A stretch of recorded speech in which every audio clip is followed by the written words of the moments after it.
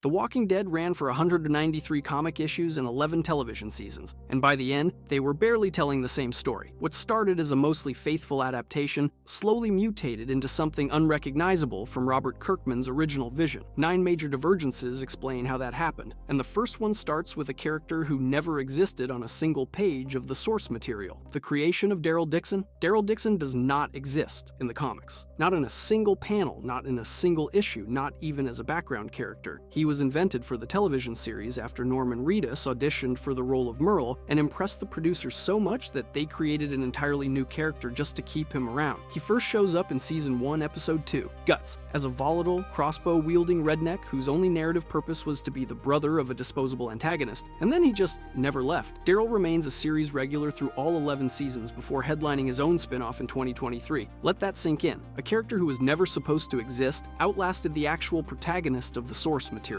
Rick Grimes, the man the entire comic was built around, leaves the show in Season 9. Daryl stays. Daryl gets his own show. Daryl goes to France. Here's where it gets complicated. As the seasons progress, Daryl starts absorbing comic arcs that belong to other characters. Dwight's tortured captivity in the Sanctuary? Daryl gets a version of that. Carl's role as Rick's moral anchor after Carl dies? Daryl fills that void. Rick's legendary survivor status in the post-series franchise? That's Daryl's job now. He became a black hole of narrative function, pulling storylines away from their original owners. The fan slogan, "If Daryl dies, we riot," encapsulated the problem perfectly. Comic readers argued his perceived invincibility undermined the show's entire ethos, the promise that anyone could die at any time. You can't maintain tension when one character has been visibly wrapped in bubble wrap for a decade, but if you think one invented character reshaping the show is wild, wait until you see what they did with a woman who was supposed to die at the prison. The survival of Carol Pelletier. In the comic, Carol Pelletier walks up to a walker and lets it bite her. That's it. That's her whole story. She spirals emotionally during the prison arc, can't hold herself together, and chooses to die. Her daughter Sophia survives, grows up, becomes central to the endgame. The show does the exact opposite. Sophia dies in Season 2's mid-season finale, stumbling out of Herschel's barn as a walker while her mother watches. And instead of that loss destroying Carol the way the comic intended, it becomes rocket fuel. The show takes a character written to collapse under apocalypse pressure and turns her into the single most dangerous person in the group. Here's where it gets wild. By Season 4, Carol is murdering infected survivors at the prison to contain an outbreak. No committee vote, no discussion. She just does it. Season 5, she straps on a gas tank and single-handedly destroys Terminus, rescuing the entire group while covered in walker guts and looking like she's mildly inconvenienced. And then there's The Grove. Carol tells a child to look at the flowers and then shoots her in the back of the head because that child was too far gone to live safely among others. The comic's thesis for Carol is simple. Some people cannot survive this world. The show's thesis is the opposite. Trauma doesn't have to be a death sentence. It can be weaponized into competence, sometimes terrifyingly so.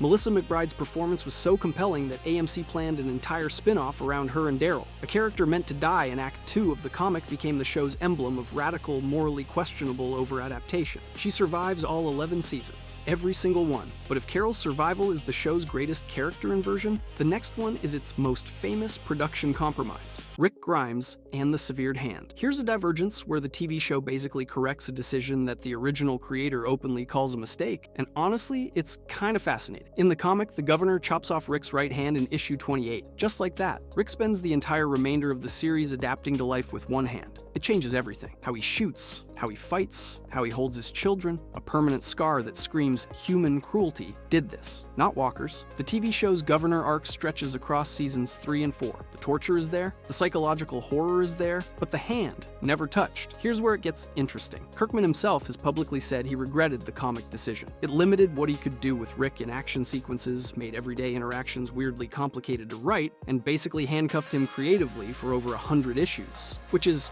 not ideal when your protagonist needs to reload a weapon or climb a ladder. The showrunners backed this up with practical concerns: maintaining convincing prosthetics every episode, adjusting stunt choreography for years, the CGI budget alone, all for a choice the original author wished he could take back. So they just didn't do it. But the writers clearly knew comic readers were watching. Throughout the Terminus arc, the Savior confrontations, anytime Rick's hands were near a blade, fans would collectively hold their breath. Every near miss was a deliberate wink that ran for years. The trade-off is real though. Without the hand, hand, the show conveys Rick's sacrifice through emotional breakdowns, the weight in his eyes, relationships fracturing around him. The comic gets to show you what this world costs every time Rick reaches for something. The show has to make you feel it instead. But if you think a missing hand is a big character change, wait until you see what they did to Andrea. The fate of Andrea Harrison was supposed to be the female lead of the entire story. Not Michonne, not Carol, not Maggie, Andrea. In the comics, she becomes Rick's romantic partner, a legendary sniper, co-parent to Carl, and survives until issue 167, dying only shortly before the finale. On television, she dies in the season 3 finale, Welcome to the Tombs in 2013, killed by a reanimated Milton after being captured during the Woodbury arc, years before the Saviors, Whisperers, or Commonwealth are introduced. Her television arc is repeatedly criticized for emphasizing poor judgment and a questionable romance with the governor instead of the competence that defined her on the page. The show turned a character who was supposed to anchor the entire emotional endgame into someone who dies trying to broker peace with a man who keeps severed heads in aquariums. Laurie Holden publicly expressed disappointment about the changed trajectory, confirming she expected to follow a path closer to the source material. She thought she was signing up to be Rick's partner for the long haul. Instead, she got 3 seasons and a death scene where she spends her final moments handcuffed to a chair. But here's where it gets complicated. Andrea's early death is what makes Michonne's expanded role possible. Michonne inherits virtually all of Andrea's comic functions: Rick's partner, Carl and Judith's co-parent, and the emotional anchor of the family. Without Andrea dying in season 3, there's no space for Michonne to become the heart of Rick's family. And without that relationship, the entire premise of the Ones Who Live spin-off doesn't exist. Comic Andrea helps Rick navigate the Commonwealth and represents the possibility of building something lasting. TV Michonne does all of that instead, but only because the writers decided Andrea had to go. Fan frustration about character assassination runs deep, but the tragedy is that we never got to see what TV Andrea could have been if they'd stuck to the script. At least Andrea got a proper farewell scene with some of the group. Unlike the toddler who was supposed to die at the prison but somehow became a katana-wielding symbol of hope, Judith, Grimes, and the prison assault. In comic issue 48, Laurie is shot while holding baby Judith during the governor's final assault on the prison. Both die together. The scene is brutal and unambiguous. The apocalypse makes no allowance for innocence, and even infants are not spared. Rick and Carl are left to navigate survival without them, deepening Rick's psychological fractures. The TV show stages an identical fake-out. During the governor's attack on the prison in season 4, Rick and Carl discover Judith's baby carrier abandoned and blood-soaked, leading them and the audience to believe she died just like in the comic. But here's the twist: she didn't. Later in the episode, Tyrese reveals he rescued Judith and escaped with her, Lizzie, and Mika. The show deliberately makes you think she's gone, then reverses it. Judith survives everything: Terminus, Alexandria, the Savior War, the Whisperers, and the Commonwealth. After the season 9 time jump, she appears as a roughly 10-year-old warrior wearing Rick's sheriff hat and carrying a katana. That visual alone is the show's thesis statement about inherited identity. She is literally carrying forward the legacies of her father and Michonne. But here's why this matters more than it appears. Judith inherits Carl's comic endgame role as the next generation Grimes who represents the future. This becomes especially significant because TV Carl is already dead by this point. The show transfers his symbolic legacy, the hat, the moral outlook, the role of pushing survivors toward cooperation, directly to Judith. She becomes a composite character absorbing Carl's future after his death made that future impossible. Her survival transforms the prison assault from a statement about doomed innocence into a long-term emblem of hope and generational continuity. By the series finale, Judith and RJ stand at the edge of a still-changing world, embodying the idea that the fight was worth it because they exist. At least Judith got to grow up and become a badass. Unlike the Scavengers, who were basically just weird junkyard people with terrible grammar, the Scavengers and Trash Heap faction. In the comic, the Scavengers are basically 3 guys in a van who try to shake down Alexandria, get shot, and disappear forever around issue 72. Their leader Derek has maybe 12 lines of dialogue before Rick puts a bullet in him. That's the entire arc. On television, the Scavengers are a junkyard cult who dress like they raided a spirit Halloween and speak in sentences that sound like someone translating English into English using only a broken calculator. At first, everyone hated them. The weird clipped speech, the garbage aesthetic, Jadis betraying Rick during the Savior War, all of it felt like the show inventing problems for itself. Fans spent season 7 and 8 asking why we were wasting time with these people when Negan was right there being interesting. Turns out, we were all missing the point entirely, because Jadis doesn't just betray Rick and then fade into irrelevance. She arranges his evacuation by CRM helicopter after the bridge explosion in season 9,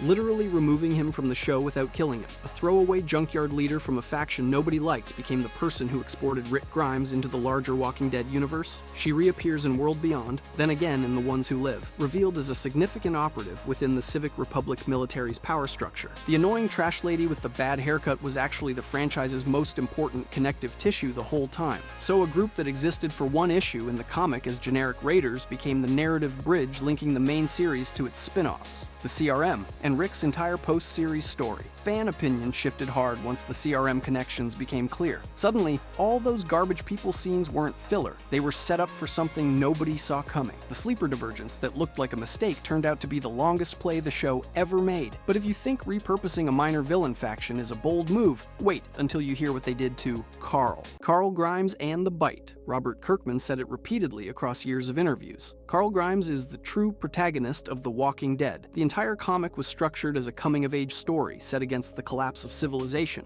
with Rick's journey serving as scaffolding for Carl's evolution into the man who would inherit the ruined world. The final issue shows adult Carl living with his wife Sophia and their daughter Andrea, telling bedtime stories about his father to the next generation. Carl was the point. The television series killed him halfway through. In Season 8, Carl is bitten on the torso while helping the newcomer Sadiq dispatch walkers near Alexandria. He dies in the episode Honor in early 2018 after writing farewell letters and articulating a vision of mercy that becomes the entire moral justification for Rick sparing Negan's life. His values, not his presence, shaped the endgame, which is a nice way of saying the show had to completely reassign the role Carl was supposed to play to a rotating cast of substitutes. Judith inherits his visual legacy, wearing Rick's hat and carrying Michonne's katana. Henry takes over his relationship with Lydia during the Whisperer arc, only to die on the pikes. Daryl absorbs chunks of his moral authority. The entire Commonwealth storyline, which in the comic revolves around Rick and Carl navigating political corruption together, happens on television without Carl anywhere near it. The show didn't just remove a character, it severed the strongest thread connecting the adaptation to the comic's planned conclusion. The backlash was immediate and sustained.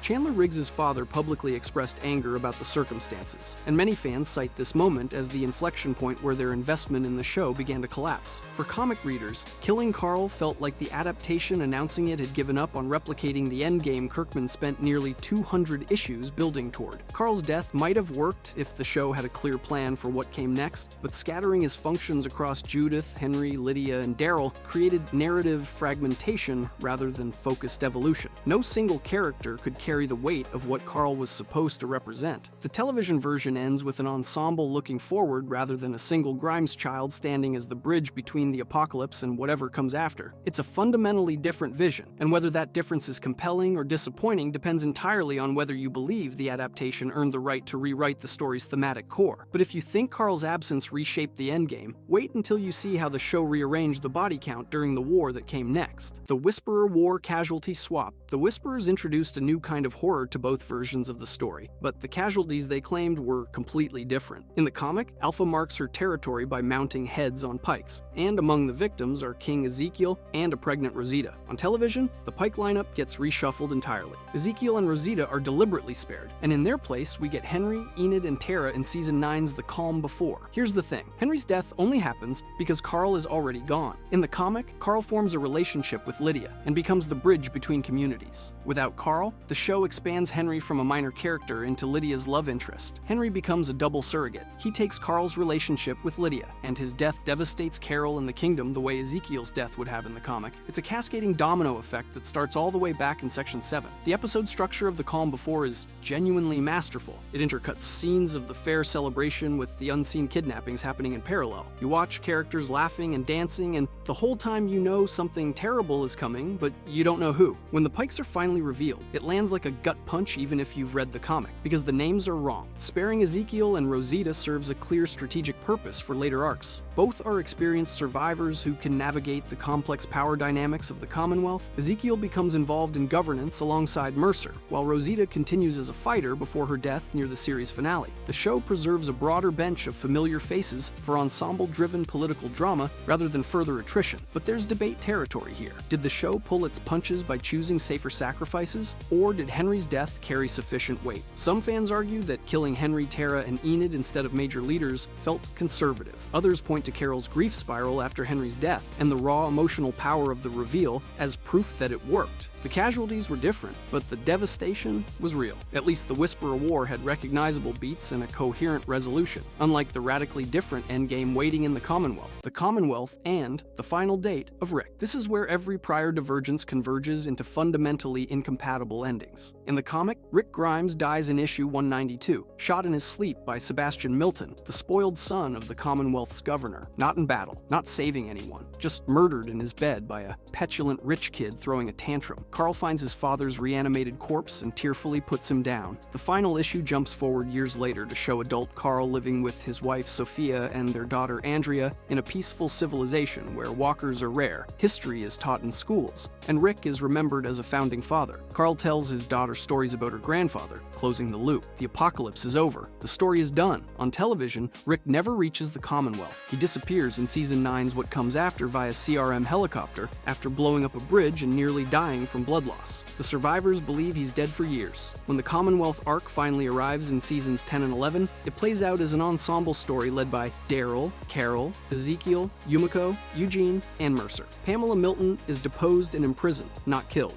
Sebastian is disgraced but alive. The resolution centers on collective action and shared leadership rather than Rick's vision. The series finale in 2022 depicts a hopeful but modest rebuilding effort, with Judith and RJ growing up in a reformed Commonwealth. But here's where it gets weird. After what appears to be a definitive ending, a coda reveals Rick alive but captive of the CRM, attempting to escape near a riverbank. Parallel scenes show Michonne searching for him in CRM armor. The ending is really a franchise pivot, setting up the ones who live and keeping Rick in play indefinitely. There is no closure. The story doesn't end. It just pauses and redirects. The philosophical divide is this. Kirkman wrote a finite story about mortality and legacy, where the apocalypse becomes a completed chapter in human history. AMC built an infinite content engine, where the world is an ongoing platform and no true ending exists. The comic embraces death and finality. The show refuses both. Neither approach is wrong, but they produce completely different emotional experiences. One timeline walks toward closure, the other toward perpetual expansion. Same outbreak in Georgia, different destinations entirely. If you enjoyed this video and want to see more, click the video on the screen now.